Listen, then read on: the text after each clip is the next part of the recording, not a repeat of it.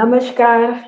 धर्म की जय हो, अधर्म का नाश हो, प्राणियों में सद्भाव हो और विश्व का कल्याण हो। तो हम लोग चर्चा कर रहे हैं लगातार कई बार से, पाकिस्तान जा रहा है, जाना ही चाहिए। ये जाना ही चाहिए, जा रहा है, इस पर एक प्रश्न चिन्ह लगाया है। क्यों? क्योंकि सबके मन में आएगा, मैं इतने कॉन्फिडेंस से कैसे कह रही हूँ। तो हम लोग अभी एक ही गोपनीय डॉक्यूमेंट पर चर्चा कर रहे हैं, जो इंग्लैंड के फील्ड मार्शल ऑचिन लेक, एक मिनट, फील्ड मार्शल सी ऑचिन लेक लेक का नोट है, 11 मई 1946 का, दिल्ली के हेडक्वार्टर से लिया। यह अकेला नोट ये बताने को पर्याप्त है कि पाकिस्तान के बनने में मियाँ की दो कौड़ी की औकात नहीं है। और ये सबसे ज्यादा कोई जानता है तो मियाँ जानता है, ये हिंदू ना जान ले, इसकी सारी कोशिश हो रही। मियाँ में मतलब जो नेता फेता ऊपर वाले मुल्ला टुल्ला है, वो सब जानते हैं। और जो ये बाकी जो छछूंदर छछूंदर तो बड़ा पशु है, पशु माने वो है कॉकरोच टाइप, छोटे मोटे जो बहुत कीड़े भुनगे हैं, ये मियाँ सब, ये सब तो उचकते रहते हैं। कुछ खाने के लिए ही ब्रिटिशर्स शिगुफा छोड़ते रहते हैं, और अमेरिका। तो हम लोग ऑचिन लेक के आइटम 8 के सी पर डिस्कस कर रहे थे, सी नहीं डी पर, और मैंने बीच में उसको छोड़ दिया था गले में कष्ट से, तो उसको हम कह रहे हैं। अब ये कह रहा है कि अगर कोई हमला होता है तो इसको 50 बेड़ा फौज देना होगा, 10 प्रभाग, अब अंग्रेजी में होता तो ये होता ब्रिगेड है या क्या मतलब है, देना होगा। और पाकिस्तान की खुद की फौज के पास बहुत थोड़े संसाधन होंगे, तो भैया ब्रिटेन क्यों देगा? ब्रिटेन देगा क्योंकि ब्रिटेन ने बताया है, ब्रिटेन ने क्यों बनाया है, क्योंकि उसको जरूरत है। क्यों जरूरत है? नाटो का पार्ट है। अभी 46 है, पूरा डीकॉलोनाइजेशन नहीं हुआ, प्रक्रिया शुरू हुई है, अमेरिका का दबाव है, कम्युनिस्ट स्टालिन इनकी ऐसी की तैसी कर रखा है, दो कौड़ी का इनको गिनता है। चर्चिल का तो यूं मजाक उड़ाता है, चर्चिल को छेड़ता है, फिर बोलता है वो तो पगलों की तरह चिल्लाता है। ये सब मैं आपको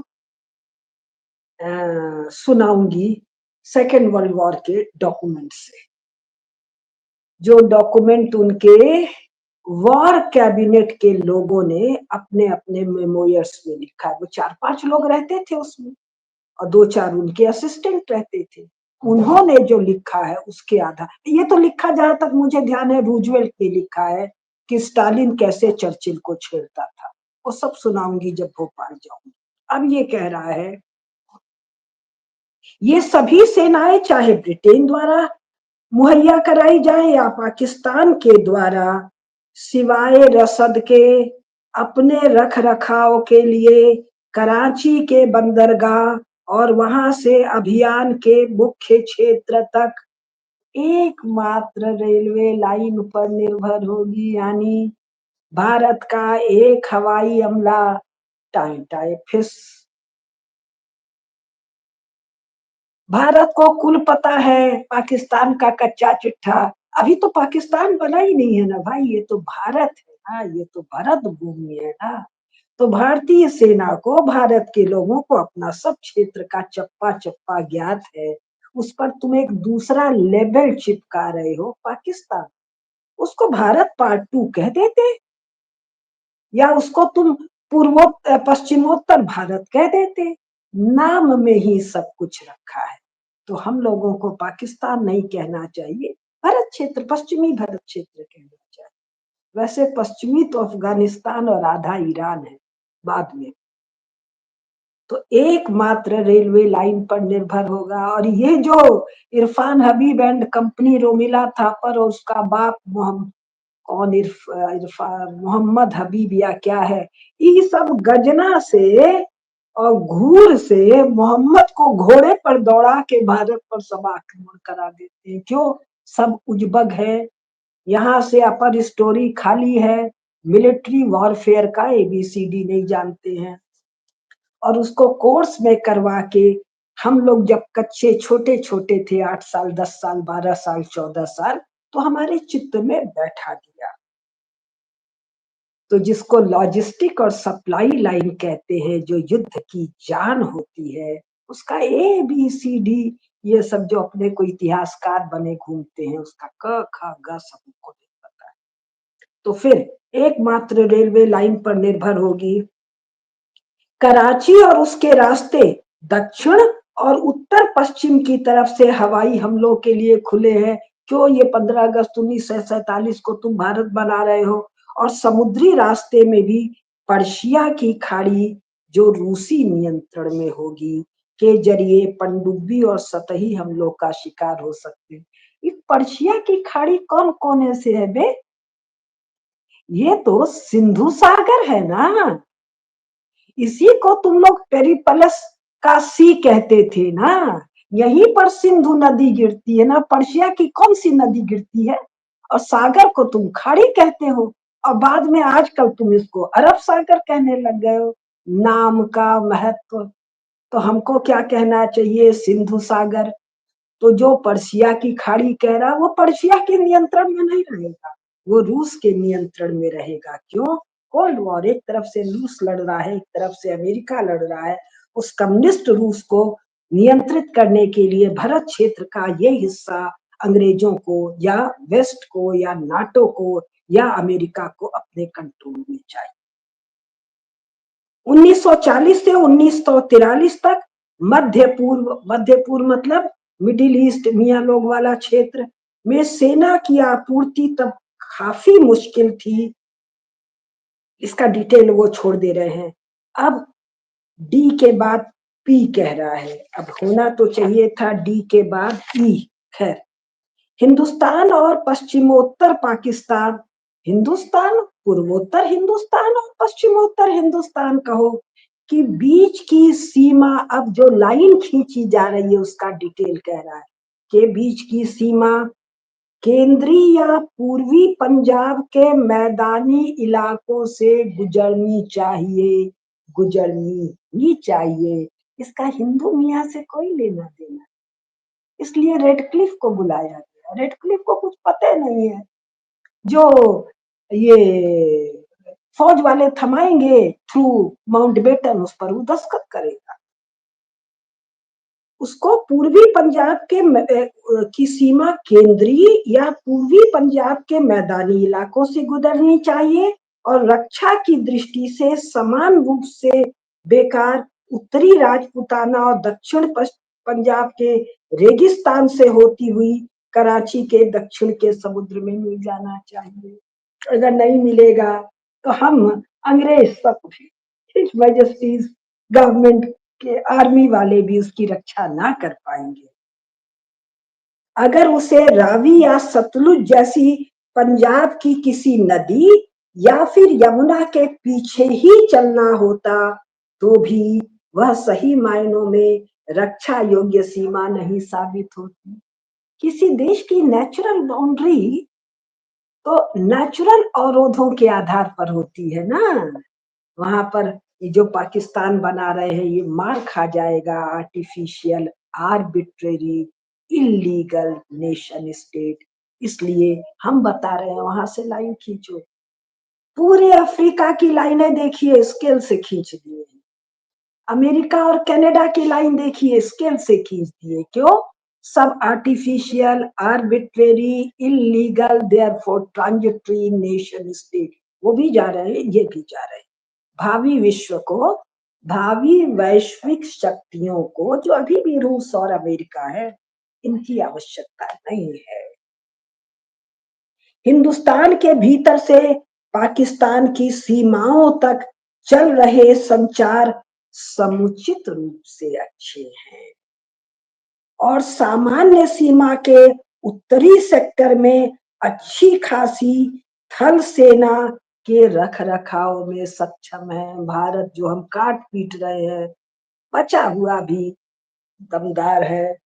यद्यप पश्चिमी या राजपूताना सेक्टर में जहां पर वे मीटर गेज रेलवे लाइन से बने कम अच्छे हैं और दक्षिण पश्चिम पंजाब के अनाज उपजाने वाले इलाकों को निशाना बनाने वाली हल्की गतिशील फौजों को मदद तो पहुंचा ही सकते हैं। क्या बारीकी, क्या डिटेल। अरे फौज तब लड़ेगी ना जब उसकी सप्लाई लाइन एकदम फास्ट रहेगी। दिमाग तब काम करेगा जब ब्लड सप्लाई एकदम सही रहे। अभी बहुत सारा है, वो सब छोड़ रहे हैं।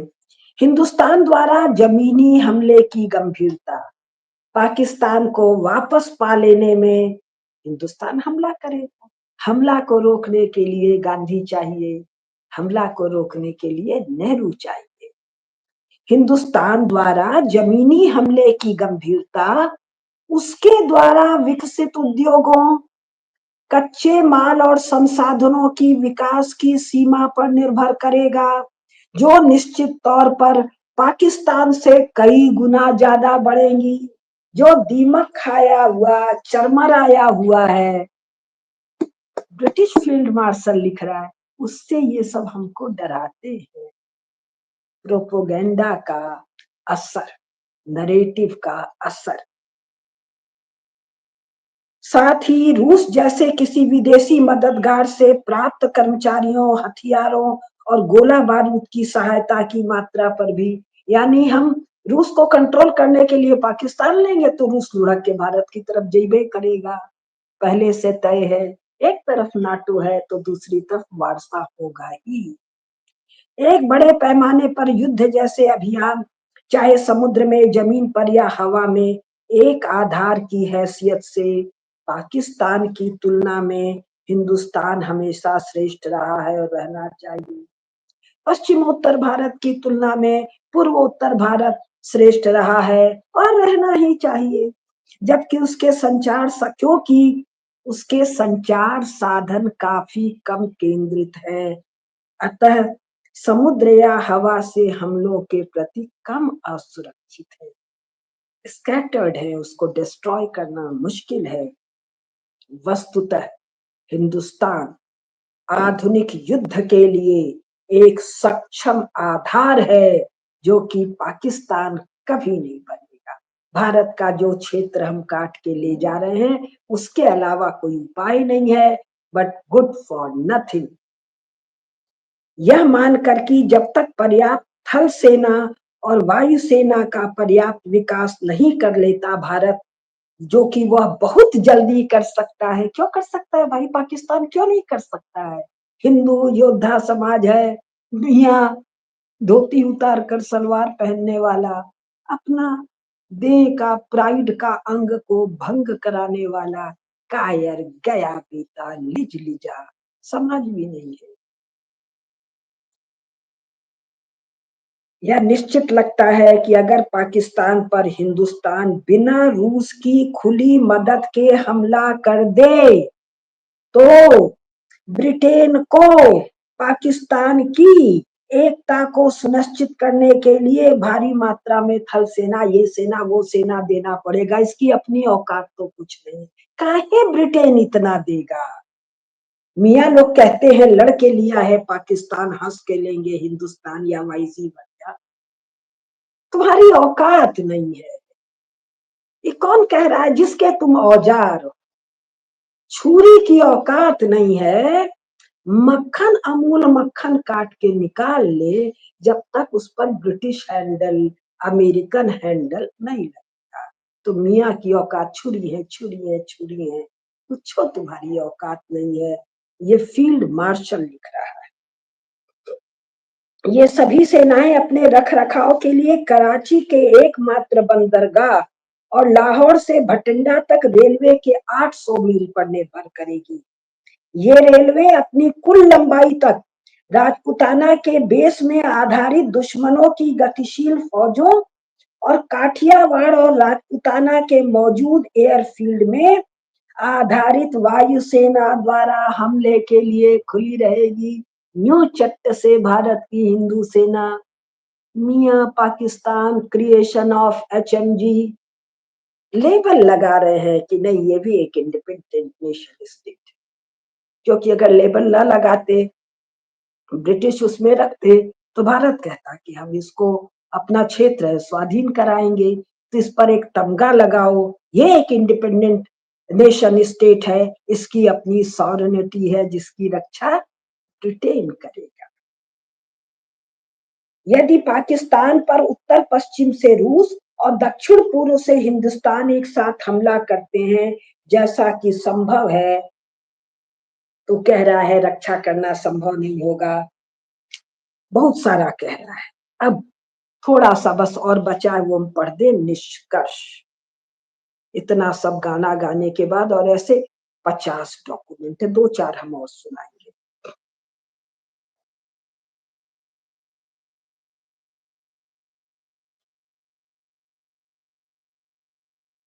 कि हम एक स्वतंत्र हिंदुस्तान को तथा उसके संभावित मित्रों को हिंद महासागर क्षेत्र में हमारे समुद्री और वायु आधारित संचार को अवरुद्ध करने से रोकने हेतु दबा पाने में समर्थ होंगे, यदि पाकिस्तान नामक एक हमारा जूते के नीचे का मियाँ लोग का डोमिनेटेड ठाव होगा।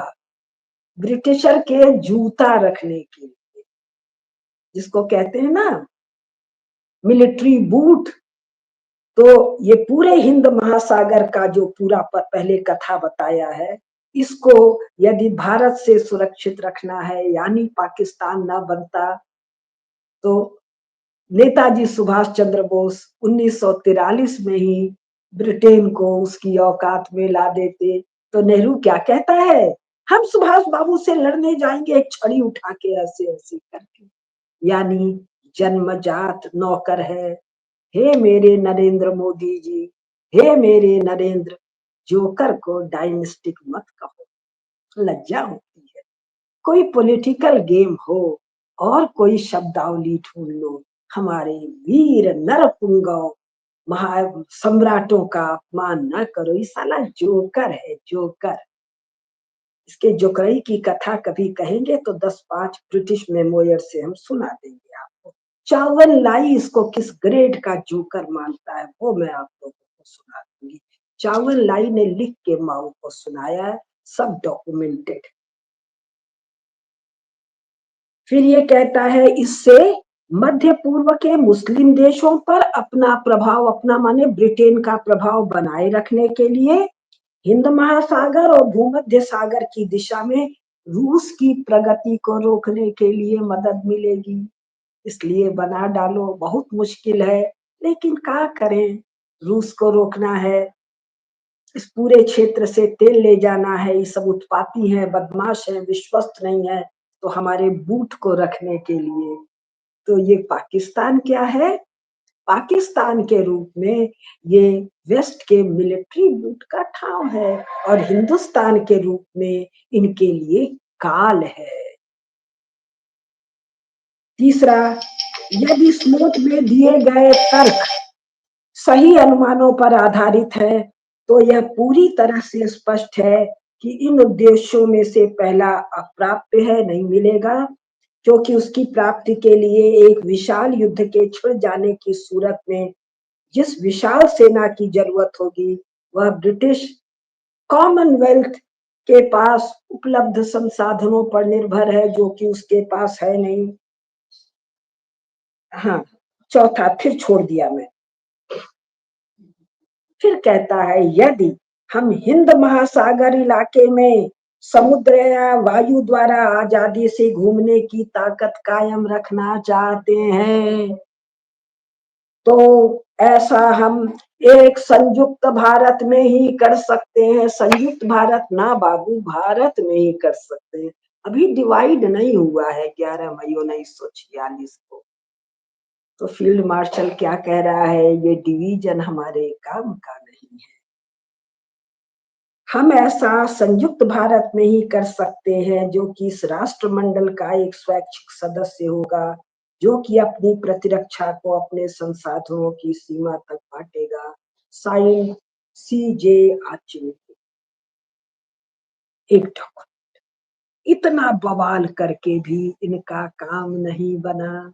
अफगानिस्तान भी इनको कूटा, ईरान भी इनको कूटा, किसको, नाटो का लीडर अमेरिका को, सब कूटे, पाकिस्तान इनको दुहा, ठीक ही किया उल्लू के पट्टे।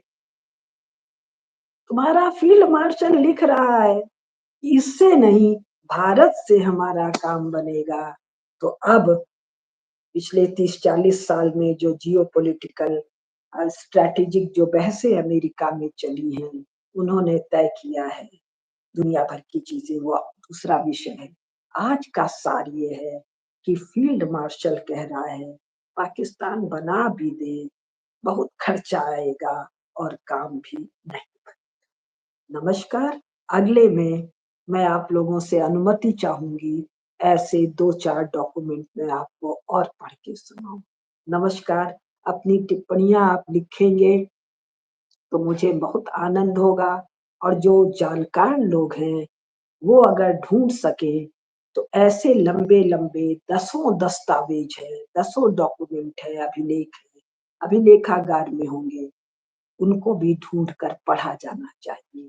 हम लोगों को, कम से कम भारत सरकार के अधिकारी तो सब पढ़ लिखते जानकार लोग, ये हमारे अपनों के लिए। तो नमस्कार, हर हर महादेव।